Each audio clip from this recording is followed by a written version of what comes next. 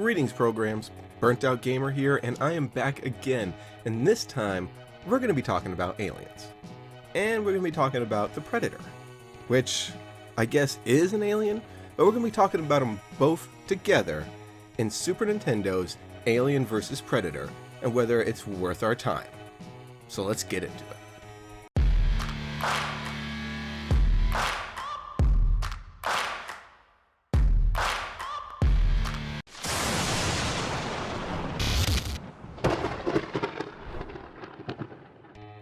Released in September of '93, this single-player side-scrolling beat-em-up was an obvious cash-in on the Aliens vs. Predator idea first teased in Predator 2. The game is set in 2493 on the colony planet of Vega 4.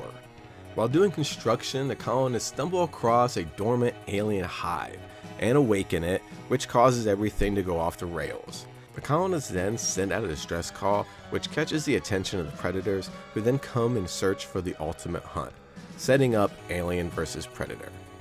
Now I want to go over the pros and the cons, digging deeper into whether or not this is worth our time. So first up, the good. The aliens in this game look great. There's several different kinds and they're all highly detailed. All the way playing through, I just kept thinking that these really look awesome. And that also goes to the bosses in this game, because of course every side-scrolling beat-em-up has to have a boss battle at the end of the stage, and the bosses in this game are huge, hulking, and very mean looking. It's very cool. I also didn't think the music was so bad either. It's fast-paced and I thought it suited the game very well.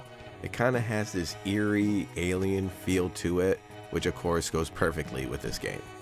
As you kill enemies, you'll also drop items, including a spear, a blade disc, and an invis. The invis is really cool because once you use it, you obviously turn invisible, and the enemies will just walk around punching at air, making it really easy for you to go up and beat on them. One really awesome feature is a config system, which allows you to add lives and continues, or to amp up the difficulty, or to notch it down. Really adds a lot of playability. The game also features a password system. It's a little convoluted. You have to plug in the second player controller and hold down some buttons while you press start on the first player controller, but it gets the job done and kind of helps you be able to skip through if you've already played the earlier levels quite a bit. So that was the good, and here's the bad. Unfortunately, the controls are a little sticky. I'm not sure how to describe it, but as I was playing it, they all felt a little bit gummy. And for a beat 'em up, that's a critical component. Overall, it wasn't too bad, and as I played more and more, I got used to it, but it was very noticeable at first. You also have a shoulder-mounted cannon like you do in the movies, and honestly, it sounds cool, but in the game, it kinda sucks. The cannon has several levels that you have to hold down to charge up, but unfortunately, like I said, none of them are very good. The only one that is the screen all attack at the very end, which does do a lot of damage. Unfortunately, the aliens kind of bum rush you, so you end up kind of getting them in that Predator guillotine, which completely does away with the charge effect and you have to start all over. It's kind of a pain in the ass. The aliens themselves also have huge health bars, which can get a little bit repetitive.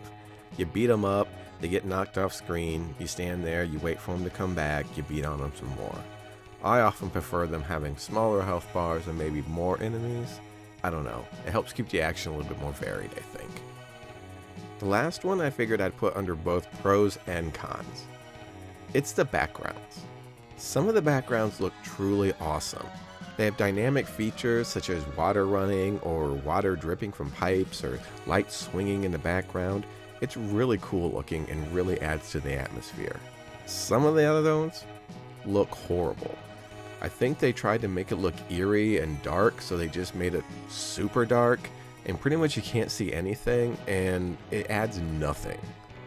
It's really strange that they went both ways with it. So there you have it, programs, the good and the bad. Is it worth your time?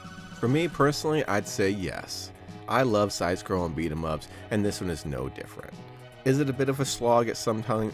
Yes, but being that, again, it is Alien vs. Predator, that more than makes up for it. So the final verdict is, if you ever get a shot to play it, definitely give it a chance.